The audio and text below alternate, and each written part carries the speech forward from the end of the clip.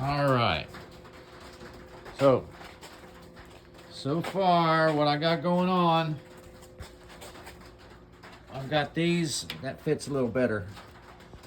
Got these fitted up pretty good. This one right here. Where are you? Where are you? This one right here. And it goes down to the main chassis. And so that had been bent. That had been bent somewhere up in here, and I straightened it out.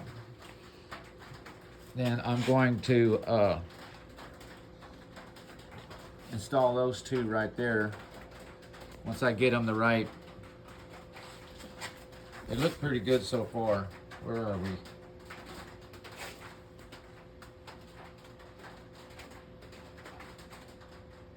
They look pretty plumb. And so then I'm gonna drill a hole here and here.